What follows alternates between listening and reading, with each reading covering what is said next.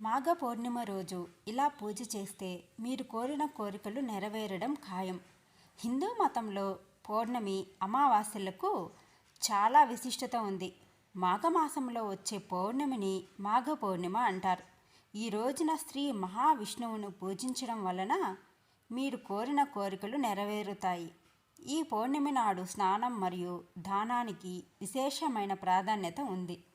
ఇక పౌర్ణమి రోజున విష్ణువు లక్ష్మీదేవిని పూజిస్తే సకల కోరికలు నెరవేరుతాయి.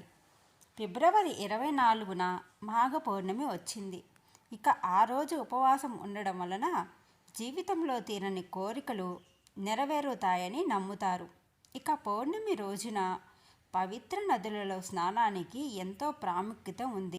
పౌర్ణమి తిథి ప్రారంభం ఫిబ్రవరి 23 మధ్యాహ్నం 3:55 నుండి పౌర్ణమి తిథి ముగింపు ఫిబ్రవరి 24 సాయంత్రం 5:59 వరకు ఉంటుంది.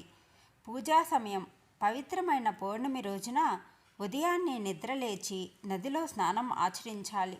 నదుల్లో స్నానం చేసే అవకాశం లేకపోతే గంగాజలం నీటిలో కలుపుకొని స్నానం చేయవచ్చు. స్నానం చేసిన తర్వాత ఇంట్లోని పూజ గదిలో దీపం వెలిగించాలి. విష్ణువు విగ్రహాన్ని ప్రతిష్ఠించి గంగాజలంతో అభిషేకం చేయాలి. ఈరోజు విష్ణు ఆరాధనకి విశేషమైన ప్రాముఖ్యత ఉంది.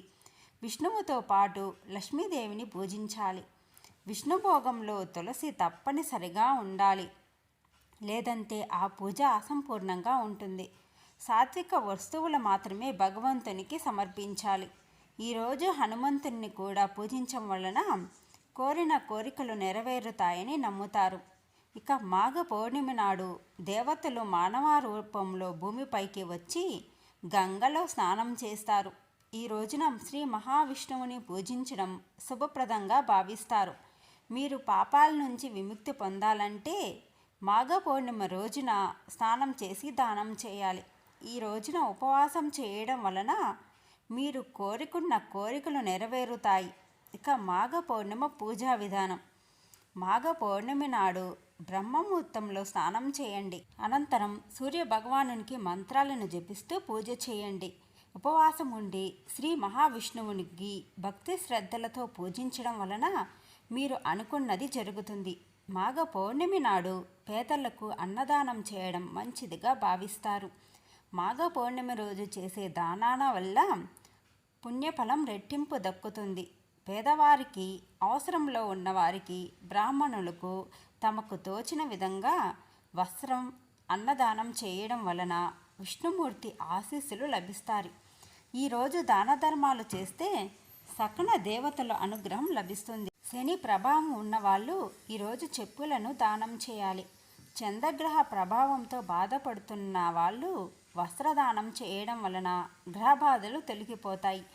కుజదోషం ఉన్నవాళ్ళు ఎరుపు రంగు వస్త్రాలు దానం చేస్తే మంచిది.